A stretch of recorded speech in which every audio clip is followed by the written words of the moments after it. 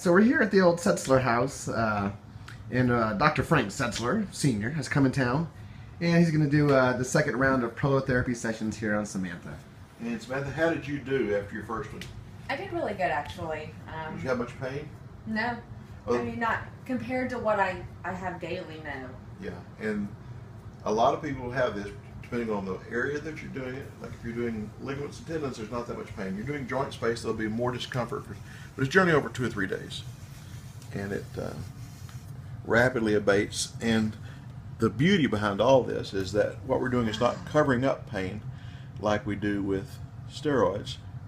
What we're doing is inducing healing. And that's actually when you have the pain right after the injection, is that it makes that ligament and tendon think it's been re-injured again. And when it thinks it's been re-injured again, it starts producing all these little neat little growth hormones and stuff. And they all have some inflammatory capabilities, because the first part of any kind of healing phase is always inflammation. So that when you take anti-inflammatories, or if you use steroids after this, you don't get as good a repair as you would hope for otherwise.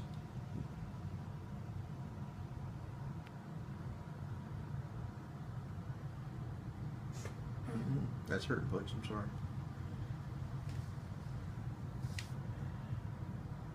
I tried to sneak up on it, Sam, but I didn't get it snuck up on very much. But when it come back with the real stuff, it should be pretty numb. Okay? Yeah, that was exactly where it hurts, though. Yeah. That's the bad spot on my knee. And this one is right Yep. there. I can feel the little hole. It's almost like you can feel that the ligament's been disrupted there.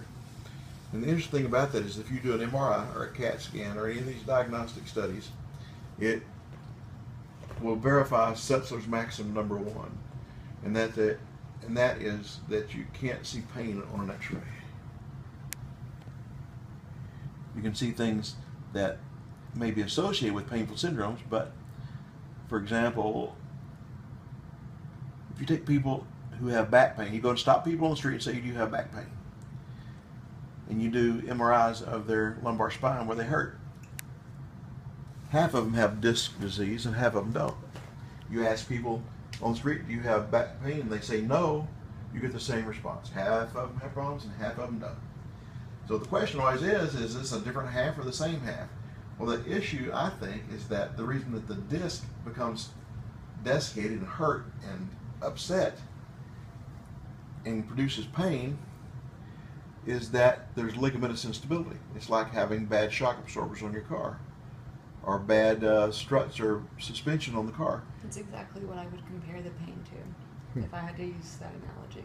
Because if you go in there and you just keep changing the tires on the car and you don't fix the suspension, it never gets, you'll just wear through tires, wear through tires, wear through tires.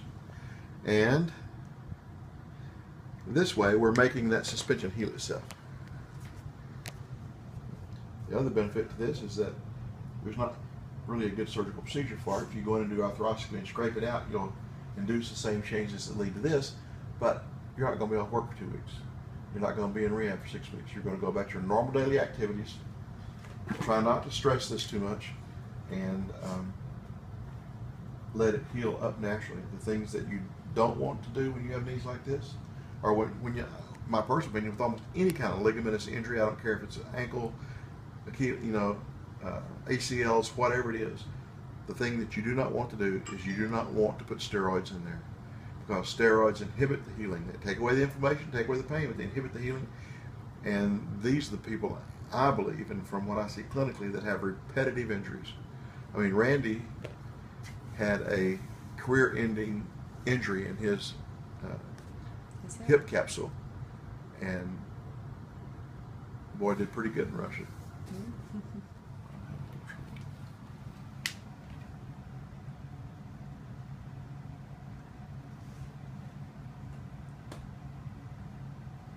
Get right up to there.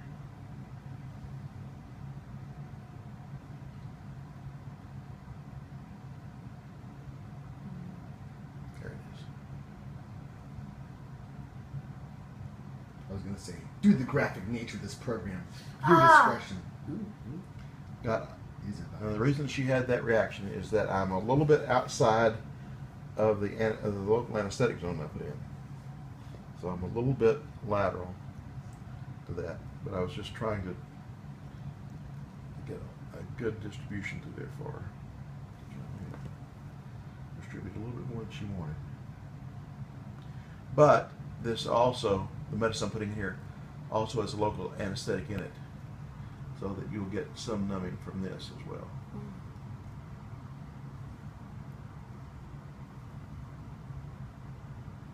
You gotta just breathe through it.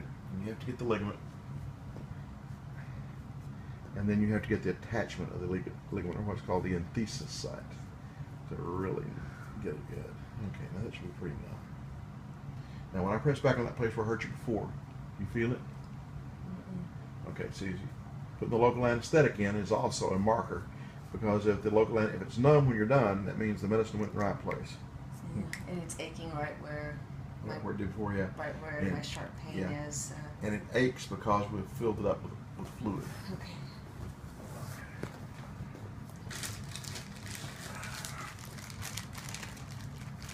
Brings us to another point. You said you're ready for the pain to be gone.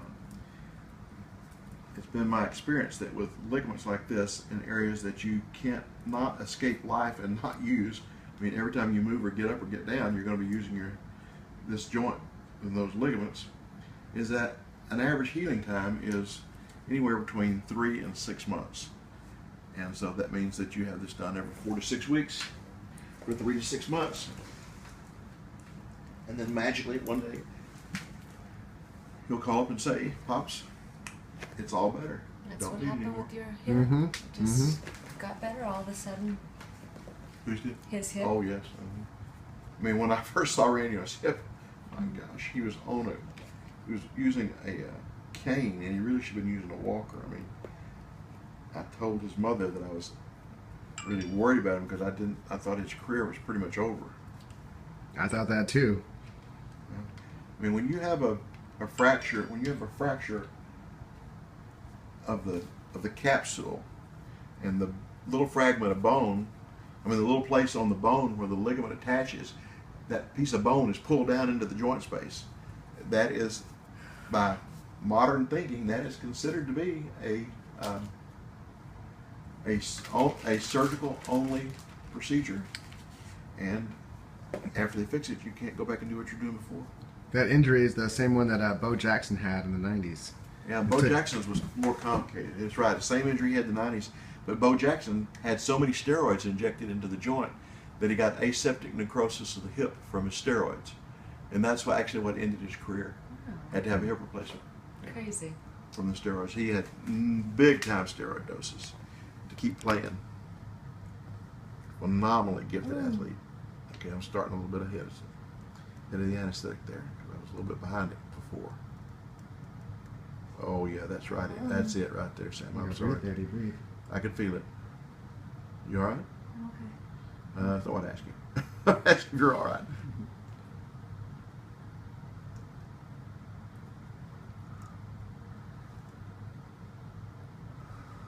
Okay, I'm sorry. Obviously didn't get this down in the area where we need it. That's it right there.